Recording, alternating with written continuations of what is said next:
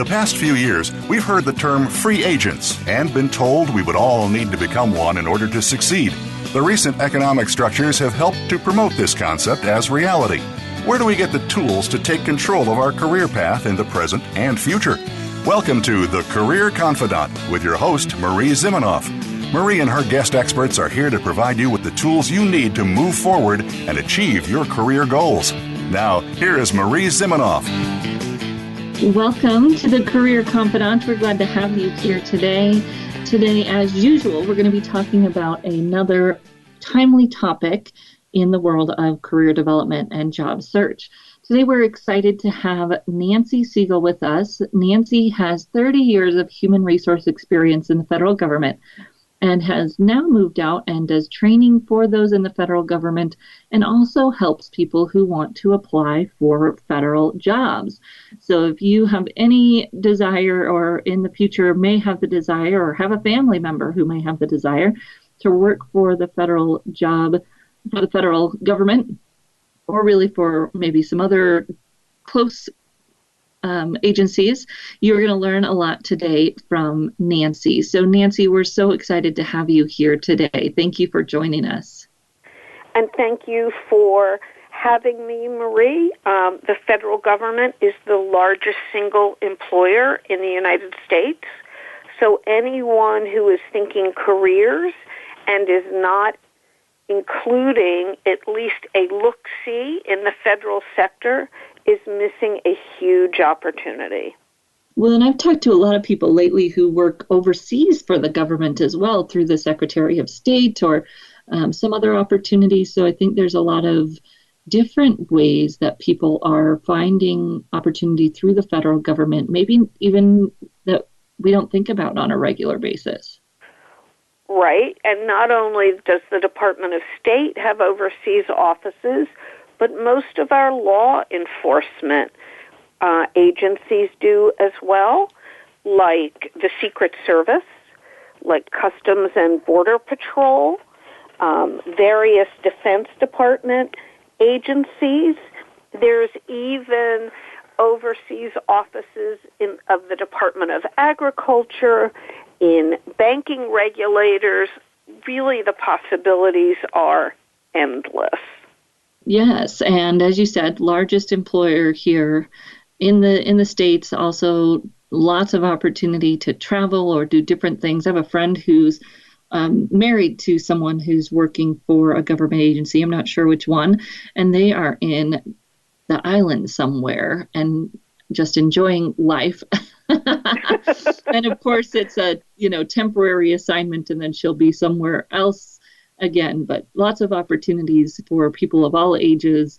Some people who are kind of at the end of their career, I see doing this, and then of course people who are at the beginning of their career and have all of that mobility. So a lot of different opportunities available. But of course, we have to know how to get to them, and that's what you're an expert in. So we're happy to have you here today to talk about that.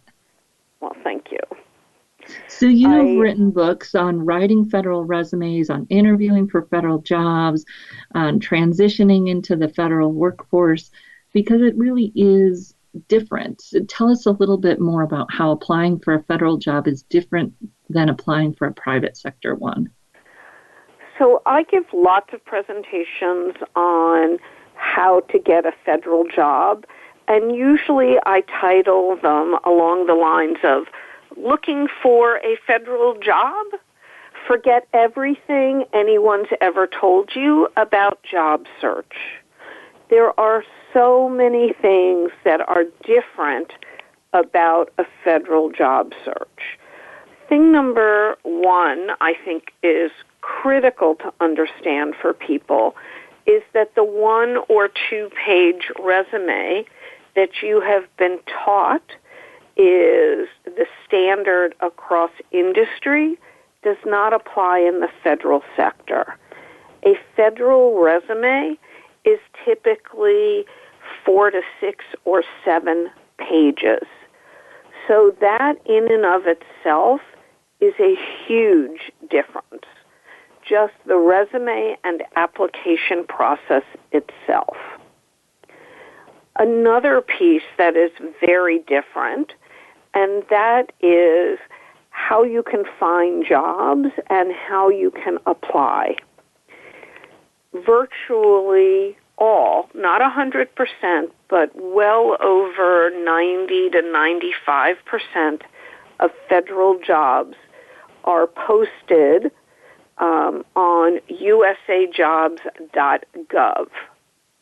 And while in the private sector it is so critical to network, and there's lots and lots of discussion about the hidden job market, in the federal arena, if you cannot get past the screening part of it, the people you know cannot help you, because everything, all the applications go through USA Jobs, with a few notable exceptions, like the CIA as an example.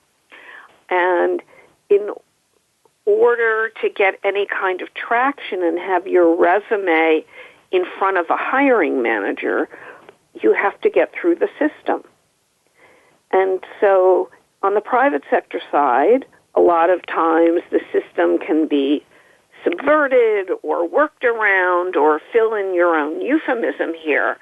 But on the federal side, if you can't get past the HR gatekeepers, who you know doesn't matter. So that is a really significant difference. Yeah, that networking can still be important, but it's not going to come into play until maybe the interview stage or those later stages. So you have to have the right document to even play the game. Correct. That's exactly the point.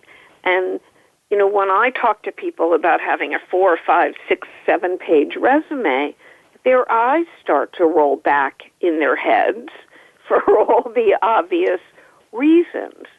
But one thing I think people fail to appreciate is that from a federal perspective, if it is not on your resume, you did not do it. So let me give you an example of that. I oftentimes work with clients who are coming out of the private sector, and they might be a director or a vice president or something else along those more senior lines.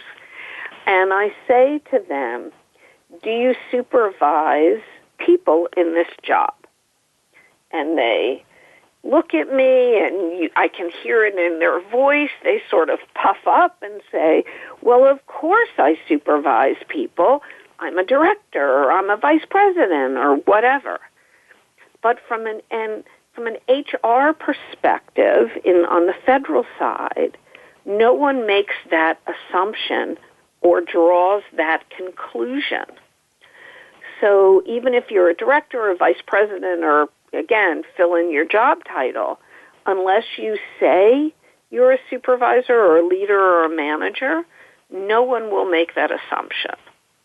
And so one of the ways these resumes get so long is the level of detail that the resume has to contain. Because the HR people, like I said, who review this are not allowed to draw conclusions or make assumptions. So the level, the clarity, the excruciating detail, all of that kind of thing is essential. The other thing that people find odd, we'll use that word, about federal resumes is the required information, things that you would never, ever put on a private sector resume.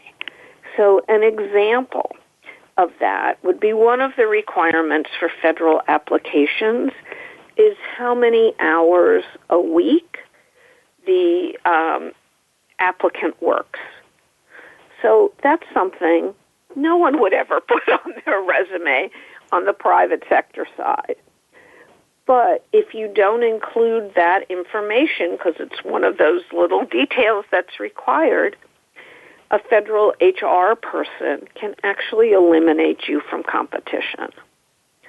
Yeah, so there's all these details and all of this skills that they're trying to speak to.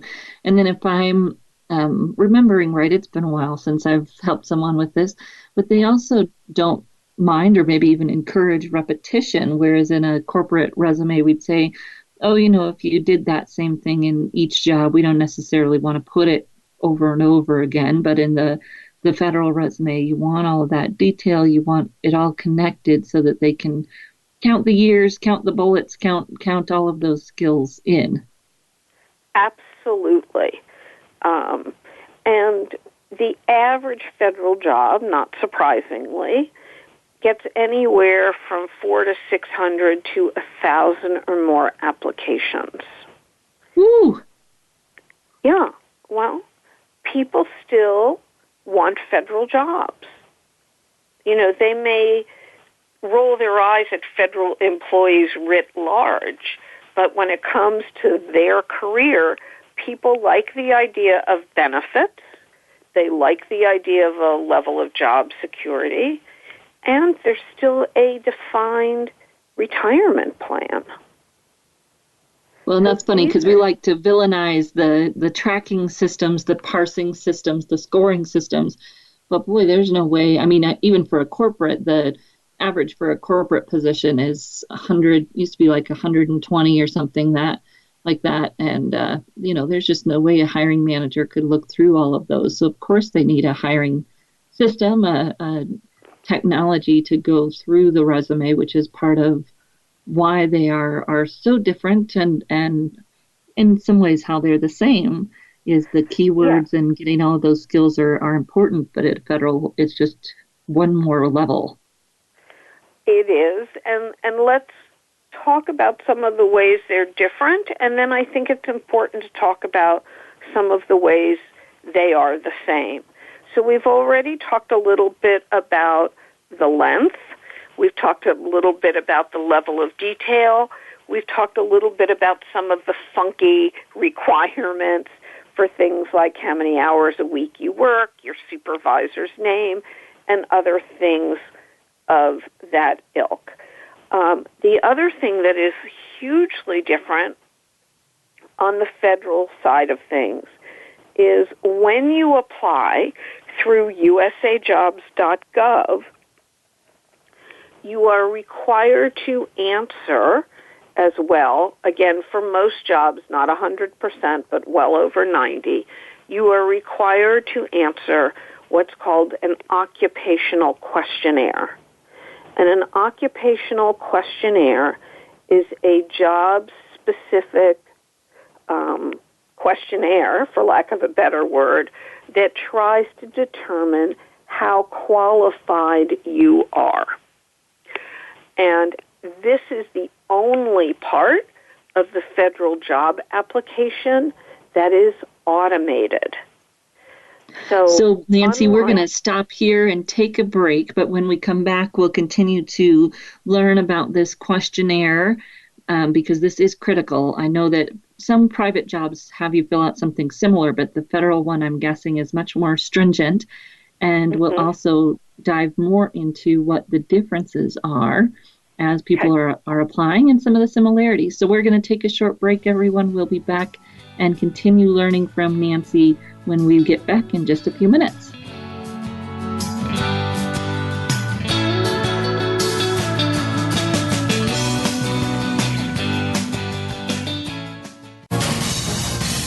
Voice America Business Network, the bottom line in business. You know that the career landscape has changed and that you need to be proactive about managing your career. You can have the foresight, skills, and confidence you need to take charge of your career and seize opportunities. A strategic advantage and career expert, Marie Zimenoff has helped thousands of leaders like you get focused, get found, and get hired. Visit getcareersmart.com to find out more. That's getcareersmart.com or call 800-521-2080 to schedule your complimentary consultation. Each week, Larry Sternberg joins Dr. Kim Turnage to explore management issues from culture to discipline in Managing to Make a Difference. Join Talent Plus for 60 minutes of dynamic conversation, including real-life management examples helping you manage teams across the globe. This series airs on Voice America, the business channel, Thursdays at 5 p.m. Eastern, 2 p.m. Pacific. Managing to Make a Difference every Thursday afternoon with Larry Sternberg and Dr. Kim Turnage. You hear about it all the time. Compromises, destructive malware, major breaches. You can't turn on the news without hearing about the latest cyber event. Learn more about cybersecurity, how it has become one of the most significant threats to our national security, and the battle experts undergo every day on your behalf to protect you, your families, and your data. Task Force 7 Radio with host George Reedus is the voice of cybersecurity around the world. Tune in live every Monday at 8 p.m. Eastern Time, 5 p.m. Pacific on the Voice America Business Channel. Follow us on Twitter at VoiceAmericaTRN. Get the lowdown on guests, new shows, and your favorites. That's Voice America TRN. From the boardroom to you, Voice America Business Network.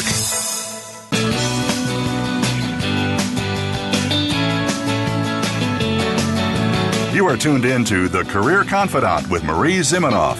If you have a question or comment for Marie or her guest today, please call 1-866-472-5790. That's 1-866-472-5790. You may also send an email to marie@astrategicadvantage.com. Now, back to The Career Confidante. Welcome back to The Career Confidante, and today we're talking with Nancy Segal, an expert in the federal hiring process, having spent her working years in the process as an HR person. Now she helps others who are trying to get in. So, Nancy, we've been talking about what's different between the resumes, and you were just sharing some of the differences in the application process, specifically this questionnaire, this automated questionnaire that's at the beginning of the application, and why that is so important. Okay, thank you, Marie. I think that questionnaire is critical for a couple of things. Thing number one, I encourage anyone that is thinking about applying for a particular job to review the questionnaire before they decide whether or not they wish to apply. And that's really important because if you cannot respond positively and strongly to all of the questions on the questionnaire, you are not going to be a competitive candidate, and it is not worth your time. So that's something that's quite different than the private sector. As you noted before the break, the private sector has questionnaires as well, but the scoring on the federal side of things is absolute. And anyone who does not score, and this is a bit of an oversimplification, but anyone who does not score 100 on the questionnaire does not move on in the process. So if it's asking if they have a specific experience or if they can do something specifically, if they can't answer yes and fairly strongly, it may not be, most likely not worth their time applying to that job. Correct. There are yes-no questions. There are also Likert scale questions, from a 5-point scale from the lowest, I don't have this, I've never thought about it, and I can't spell it, up to the top of the Likert scale, which is typically, I'm an expert at this. And applicants should really look at these questionnaires ahead of time. Now, that being said, a lot of times people are hesitant to call themselves an expert, especially women. My view is that if you really can't call yourself an expert, or you're struggling between whether you're a 4 on the Likert scale or a 5, you should go with a 5. Of course, you have to have a reason for rating yourself that way and your skills that way. You shouldn't just go through and click 5, 5, 5, 5. But this is the only thing that's scored through automation. And anyone who doesn't score 100, again, that's an oversimplification, but the essence of it, if you don't score 100, the HR people do not print out and review your resume. So you're basically done. And I think it's really important to understand that there's no applicant tracking software or ATS in the traditional way we think about that on the private sector side. Real people review every resume that passes the initial automated scoring of the questionnaire. Oh, that's interesting. Yeah. So not only do you have to answer the questions correctly, your resume has to back up your answers. I like to call it showing your work. So if you've answered you're an expert in this, that, or the other thing, you have to show that expertness in your resume clearly and without assumptions. There's got to be some proof there. There has to be proof, and that, too, is what makes these resumes so long. Because if there's 20 questions or 30 questions, and you have to show proof of your answers to those 20 questions in your resume, that's just going to physically take up a lot of space. Yes. Well, and even though a human is looking at them, and we can do some things to make it easier to find the information, we don't want to go too far in cutting down or writing short because of that, because it's a different type of hiring process than the private sector, which you were talking about a little bit earlier. Mm-hmm. That's right. More is better, but just like in the private sector, relevant. Do not waste my brain cells or eyes reading stuff I don't care about. Yes, it has to be showing that you fit those qualifications, showing the expertise that's in the area that you're applying to, but anything that does should be included, whereas on the private sector, we might say, you've got to be even more selective and prioritize even more. I think this is an oversimplification or an exaggeration, but I once had someone tell me, they're going to count the bullets. And you want to make sure that you've got all of the bullets that that are relevant, because they're going to count those bullets, and it matters how many bullets you have. Again, it's an exaggeration, but the point was that you've got to have all of the content that shows that expertise, and more content is better in this case if it's relevant. Correct. And let's look at it this way. Again, let's say you get 4 or 5, 800, 1,000 or more applications. The HR person has to read them all and score them by hand in a fixed time period. So the easier you can make it for the HR person, which was sort of your point, the more obvious we can make our answers, the more likely you are to score well. It's one thing if you're the 3rd, 4th, or maybe 8th resume that the HR person is reading. But if your resume is number 563 or 872, the attention span, then this is not a slam on HR people, this is just reality. The attention span and ability to discern what they're looking for is not nearly as good as it was when they started. Right, and this isn't too different. So when I worked at the university, it was a similar process, working in that area, the academic area, hiring a staff person where the people scored by hand. Thankfully, we only had like 25 or 30 that we had to score by hand. And then you were able to pick how many people you wanted to interview. And for my story, that's where the networking came in, because we were able to interview 13 people instead of 12, because I knew the 13th person on the list. You couldn't skip people, but you could still go down as far as you wanted to. You decided how many people you wanted to interview. So they're rating all of these people by hand, and that takes a lot of time, and maybe throws a little bit of a difference from what people are thinking, because I think we all think USAJOBS, of course, is one of those resume scoring systems, and it's not. No, and that is a major myth that a lot of people have. The only thing that's scored automatically is the questionnaire. Yeah. Multiple choice questionnaire.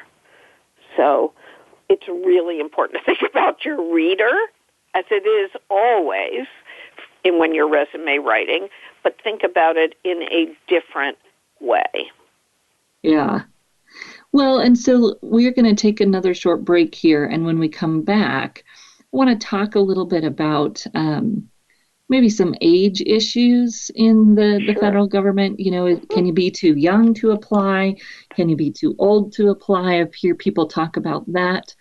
And then let's talk a little bit more about how you actually find these federal jobs, how people find the jobs and apply. What does that process look like in a little bit more depth? So let's go ahead and take our break. When we come back, we'll talk about some age issues, some more myths perhaps that are out there, and then dive a little bit into the process of finding and going through the hiring process for a federal job. We'll be right back in just a few minutes.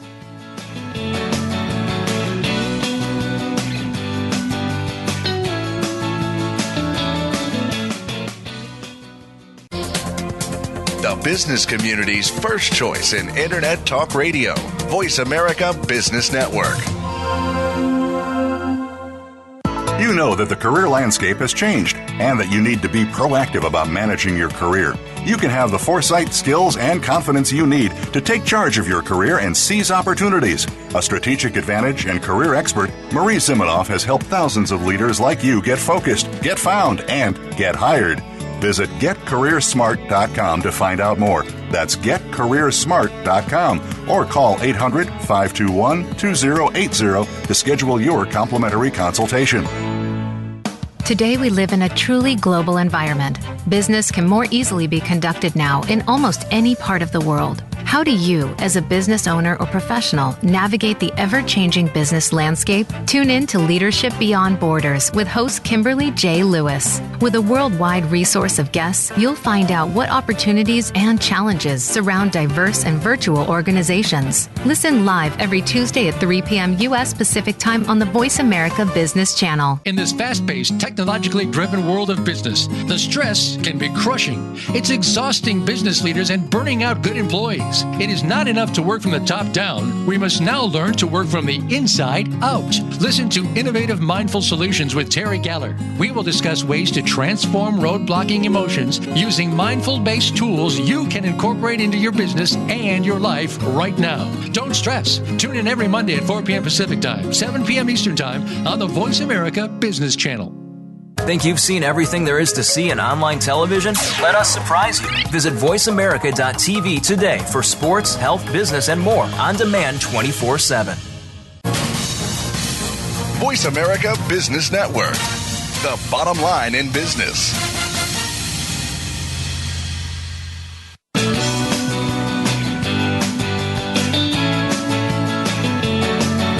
You are tuned in to The Career Confidante with Marie Zimenoff. If you have a question or comment for Marie or her guest today, please call 1-866-472-5790. That's 1-866-472-5790. You may also send an email to marie@astrategicadvantage.com. Now, back to the Career Confidante. Welcome back to the Career Confidante. Today we're talking with Nancy Segal, expert in the hiring process for federal jobs. And we've kind of dispelled the myth here, Nancy, that USAJOBS is a resume scoring technology. And I think one of the other myths that I hear is on both ends of the spectrum, that you can't get into the federal system if you're really young, because you don't have enough information perhaps to put into this kind of detailed resume, or that you can't get in if you're older because they don't want people coming in that aren't going to be there a long time or something. I don't know why people get that in their head. So share with me if you've heard either of those and what the truth is. Okay. Absolutely. I get this question a lot.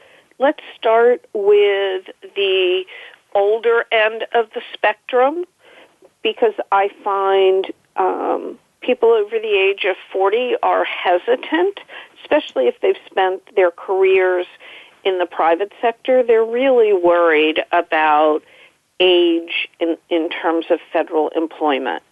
So let me take this opportunity to put everyone's mind at rest. The average age of the federal employee is about 15 years older than the average age of the private sector employee. So the government, in terms of employees, trends older, significantly older, than in the private sector. Many, many people come into the federal government as a second or third career. They've done what they wanted to do, and they want to have an opportunity to give back. So they take a look at the federal government and they worry, can they get in? So my answer would be, yes, you can get in. Age is not an impediment. There might be other impediments, but age is not it. And on the other side of things, for people coming right out of school, there are several government programs for students or recently graduated students or people with master's or law degrees. So the government has set aside certain jobs and certain hiring programs for folks right out of school. So well, and I think I have an example of both. Because I believe that my friend I talked about is working in the islands, or his wife is. She's probably mid-30s, maybe 34, 35, and transitioned into, I think, a Department of State position. I think earlier I said Secretary of State because my Secretary of State paperwork is due to my state, but Department of State position.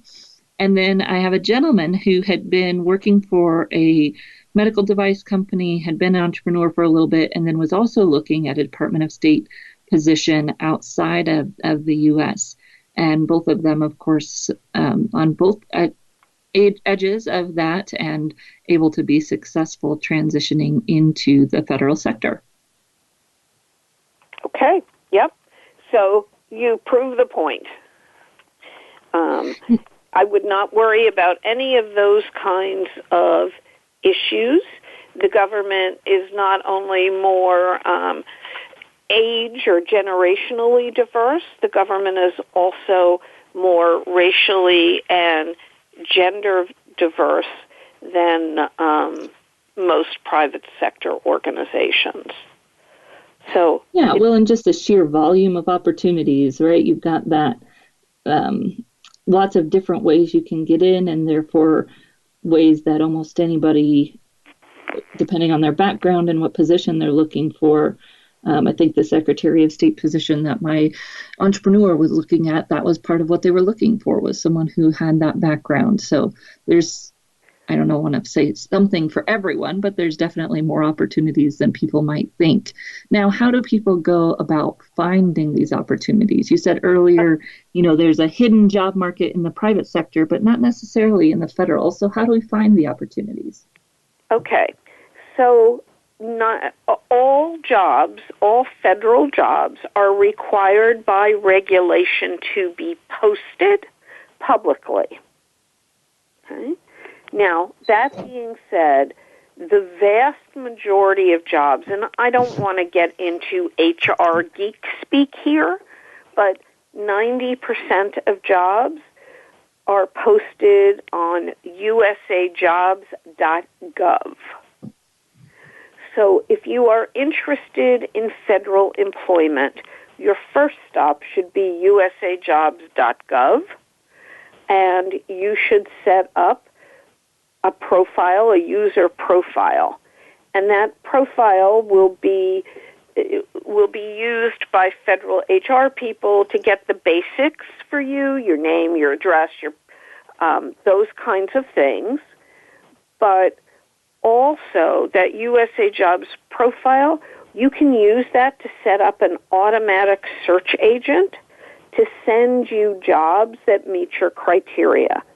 So you can have a search agent that focuses on, occupation, on pay, on location, those kinds of things. So I would recommend anyone who is interested in a federal employment set up a USA Jobs profile and search agent. There are some agencies, primarily in the intelligence community, like the CIA, I'll just use that as an example, that post their jobs on their own website. The CIA gets about 10,000 applications a month. If they're interested in you, they will reach out. If they're not interested in you, you'll never hear from them because the volume is just so high. Please do not ever, ever, ever tell your audience, do not ever, ever, ever pay anyone to show you the, quote, hidden federal job market.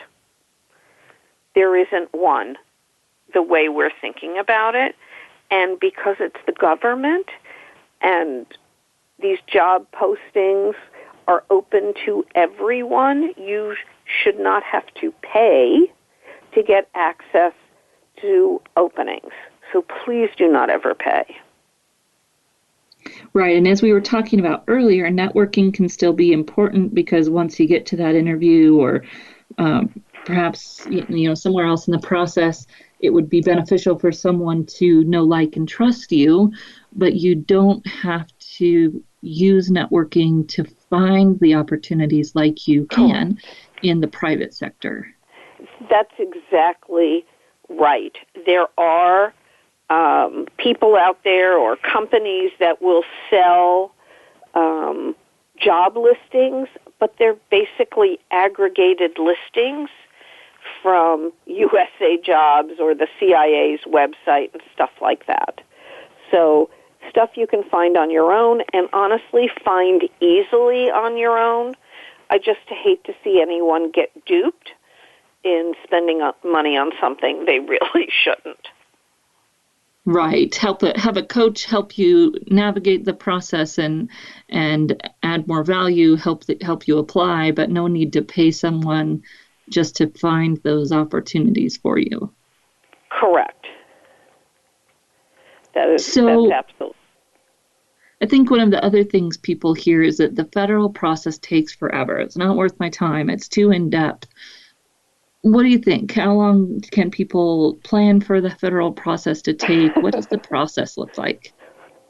All of the rumors that you have heard and your listening audience have heard are true. I get people all the time who call me and say things like, I need a job in 2 weeks. And I'm like, the federal government is not your answer.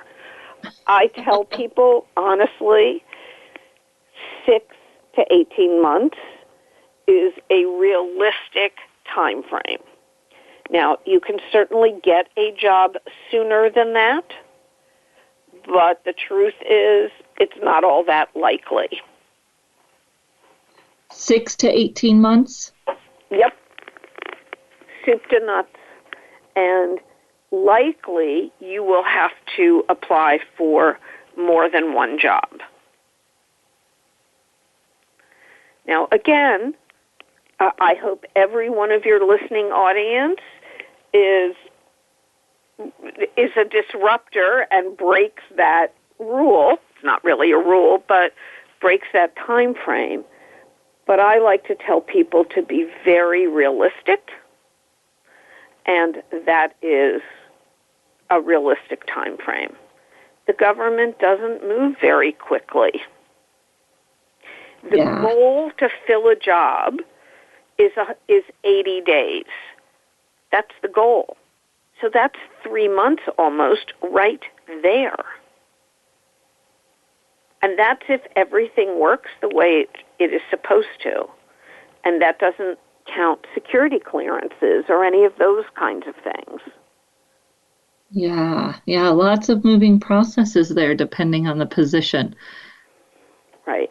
I suggest that anyone who's interested in federal employment keep their private sector job or look for private sector employment at the same time. It is likely to happen more quickly. And then when the federal job comes through, you can quit your private sector job. Well, and even when people are job seeking in the private sector, it takes a long time there. It takes longer than people think there too. So it's just not a quick process all around. Well, and the accessibility of information, the ability to apply online, while that has certainly made things easier from an applicant standpoint, it has made it much more complicated, layered, and nuanced from an employer standpoint. Yeah. They have more candidates. Yeah. So, Nancy, we've enjoyed learning so much from you today. How can people stay in touch with you, get in touch with you, or learn more from you? So you can reach me on through my website, which is www.solutions-workplace.com. I have a weekly career blog at fedweek.com, FEDWEEK.com, where I try to keep people up to date on all things federal. And if people want to reach me individually, then come to me through my website. I'm happy to answer anybody's questions. This is not, I like to say, federal employment. It's not a natural act. You need help to understand the process, and I'm happy to do so. Wonderful, Nancy. Thank you so much. Listeners, we're going to take a short break, and when we come back, we'll finish up our show doing what I usually do for you, kind of tie a bow around it, give you the key points to think about as you walk away, as you think about applying for a federal job. And of course, follow Nancy Segal, Segal. You can find her on LinkedIn. You can find her on Twitter at Federal Jobs 101 and learn more from her. We'll be back here just in a few minutes, everyone, but we'll say goodbye to Nancy now, and thank you so much for sharing all of your wisdom with us. Thank you so much, Marie. I've enjoyed it, and if your listeners have any questions or there's a need, I'd be happy to come back. Wonderful. Well, thank you, and we'll be right back here on the Career Confidante.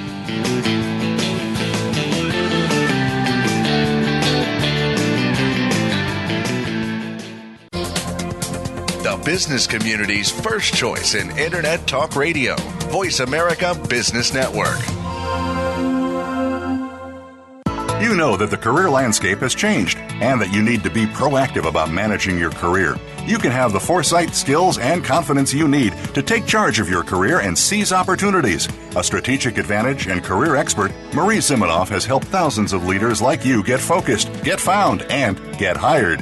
Visit getcareersmart.com to find out more. That's getcareersmart.com or call 800-521-2080 to schedule your complimentary consultation. We hear it and read about it every day in the news. America is heading over a fiscal cliff. Home prices are still receding and unemployment growing.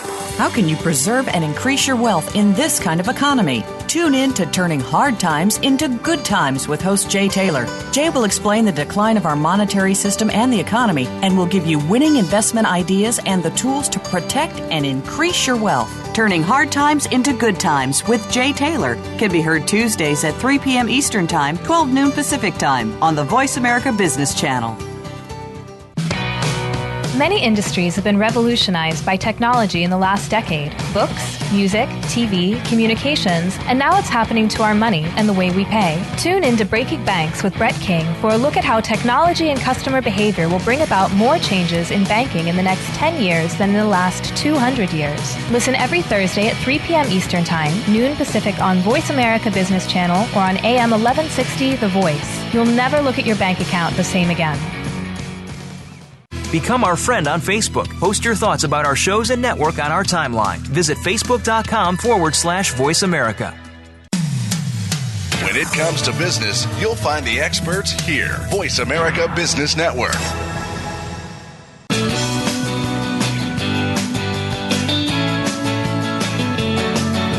You are tuned in to The Career Confidante with Marie Zimenoff. If you have a question or comment for Marie or her guest today, please call 1-866-472-5790. That's 1-866-472-5790. You may also send an email to marie@astrategicadvantage.com. Now, back to The Career Confidante.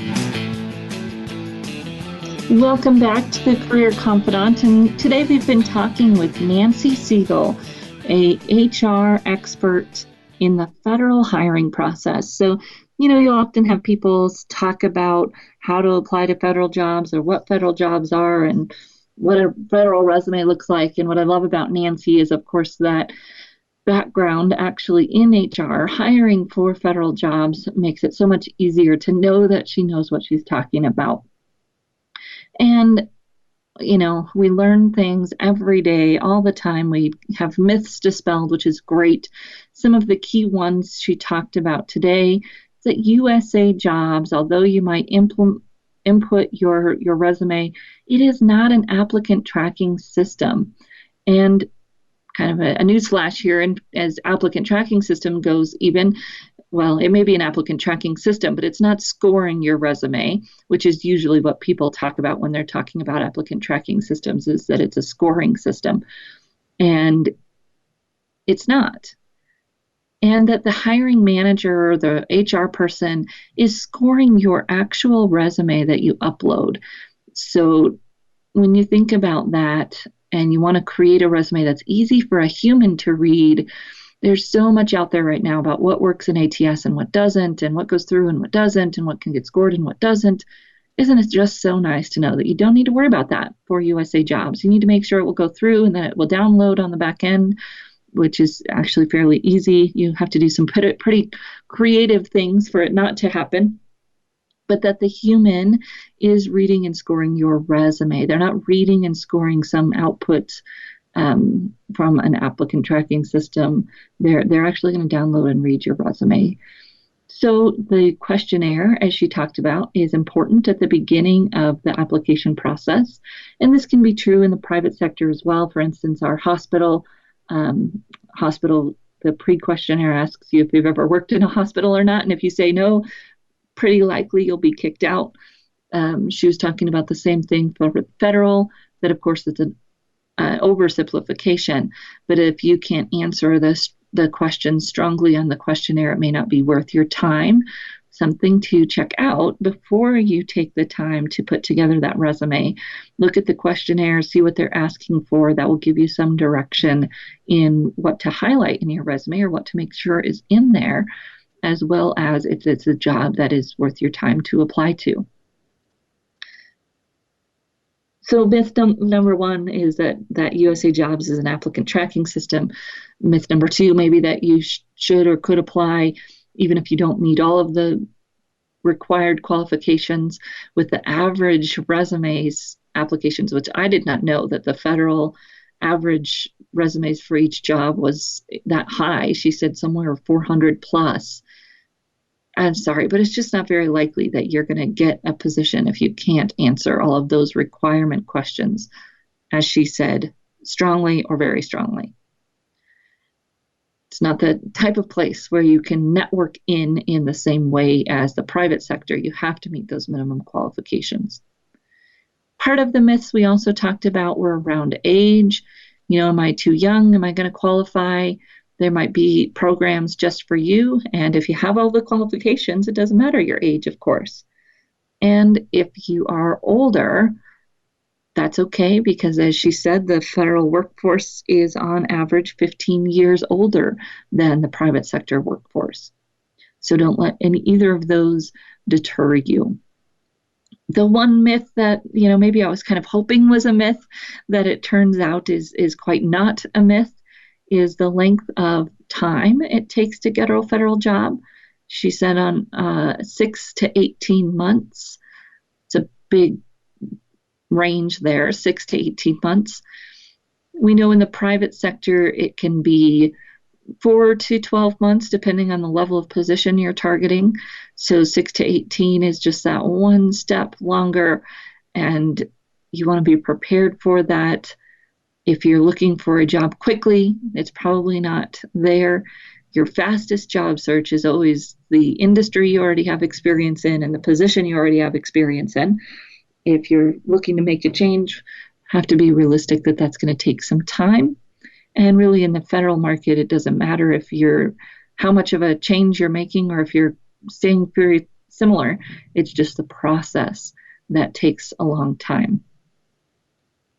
Now, this idea of networking and, is it important to network when you're looking for federal jobs? Yes, because people still like to hire someone that they know, like, and trust. So it may not help you in deciding whether or not you are qualified and you get through the screening process, but it may help you in getting an interview. So I tell my story a lot about working at the university. We couldn't change the order. We couldn't change the scores. The scoring process was very set, but we could change how many people we interviewed. So I could go down further on the list to capture someone that I had some familiarity with and to interview everyone in between. But there's the possibility for networking to make a difference, even though it's not going to skirt you around the process like it might in the private sector, or provide you an opportunity to look at a position that you might not get an opportunity to look at like you might in the private sector. Everything in the federal government is posted. Please know that that doesn't mean that it might not already be filled, just like the private sector. So people always say, that applicant tracking system got me, it kicked me out right away. Well, possibly. It's possible that you weren't qualified, possible that you couldn't answer one of the qualification questions strongly enough. It's also possible that they already had a short list or someone chosen for that position and just had to post it because of requirements. Probably less likely to happen in some agencies than in others, but happens everywhere. So you might not be networking to uncover a position, but networking can still help you have an opportunity to connect, get that interview, maybe have a better interview, etc. So no hidden market. Don't go paying people to help you uncover the federal hidden job market. There's always opportunities for coaches and resume writers to help you be more successful. But in terms of people saying they're going to help you uncover jobs that aren't posted, probably not when it comes to the federal sector. So when you're getting ready to apply for a federal job, check out the requirements, check out that questionnaire, make sure that it's really a good fit for you, that you have all the qualifications, you can answer all those questions strongly. And then you're going to sit down and write that very detailed, long, as Nancy said, 4 to 6 pages, maybe even more, resume that shares every bit of proof you can muster, truthfully, that speaks to how you meet those qualifications. If you have any questions, feel free to reach out to me at marie@astrategicadvantage.com, or of course you can find Nancy Segal, Segal, on LinkedIn or at Twitter, Federal Jobs 101. And we look forward to seeing you right back here again next week on the Career Confidante.